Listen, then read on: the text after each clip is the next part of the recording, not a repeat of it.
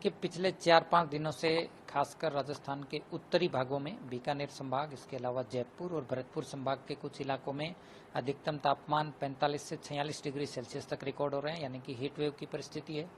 इसके अलावा पूर्वी राजस्थान के कुछ भागों में रात्रि न्यूनतम तापमान भी 3 से 5 डिग्री सेल्सियस तक ऊपर है, यानी वार्म नाइट की कंडीशन बनी हुई है। इसके अलावा यदि देखें तो राजस्थान के ज़्यादातर भागों में फिलहाल स्ट्रॉन्ग वेस्टर्ली विंड्स का प्रभाव है और आने वाले दिनों में यदि देखें तो अभी भी अगले 2-3 दिन तापमान में विशेष परिवर्तन नहीं होगा। उत्तरी भागों में हीट वेव की परिस्थिति रहेगी, कहीं कहीं आप देखेंगे कि वार्म नाइट की कंडीशन भी रहेगी। इसके अलावा दिन में यदि देखें तो स्ट्रॉन्ग सरफेस विंड्स का प्रभाव भी बना रहेगा। बारिश की बात करें तो फिलहाल अगले 3-4 दिनों तक ज़्यादातर कोई विशेष वेदर सिस्टम नहीं है।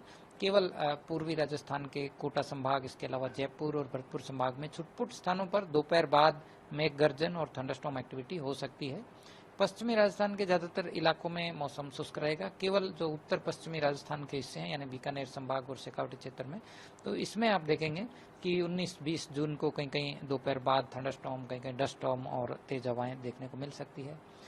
इसके बाद यदि देखें तो 25 जून के बाद पूर्वी राजस्थान के कुछ भागों में मेघ गर्जन, थंडरस्टॉर्म एक्टिविटी और जो मानसून पूर्व की जो बारिश की गतिविधियां बोलते हैं, तो इसमें बढ़ोतरी होगी। तो उम्मीद है कि जून के आखिरी सप्ताह में राजस्थान के पूर्वी भागों में कुछ इलाकों में बारिश और मेघ गर्जन की गतिविधियों में बढ़ोतरी होने की संभावना है।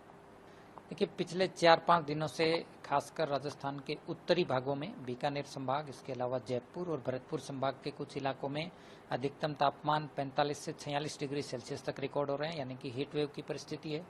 इसके अलावा पूर्वी राजस्थान के कुछ भागों में रात्रि न्यूनतम तापमान भी 3 से 5 डिग्री सेल्सियस तक ऊपर है, यानी वार्म नाइट की कंडीशन बनी हुई है। इसके अलावा यदि देखें तो राजस्थान के ज़्यादातर भागों में फिलहाल स्ट्रॉन्ग वेस्टर्ली विंड्स का प्रभाव है और आने वाले दिनों में यदि देखें तो अभी भी अगले 2-3 दिन तापमान में विशेष परिवर्तन नहीं होगा। उत्तरी भागों में हीट वेव की परिस्थिति रहेगी, कहीं कहीं आप देखेंगे कि वार्म नाइट की कंडीशन भी रहेगी। इसके अलावा दिन में यदि देखें तो स्ट्रॉन्ग सरफेस विंड्स का प्रभाव भी बना रहेगा। बारिश की बात करें तो फिलहाल अगले 3-4 दिनों तक ज़्यादातर कोई विशेष वेदर सिस्टम नहीं है। केवल पूर्वी राजस्थान के कोटा संभाग, इसके अलावा जयपुर और भरतपुर संभाग में छुटपुट स्थानों पर दोपहर बाद मेघ गर्जन और थंडरस्टॉर्म एक्टिविटी हो सकती है।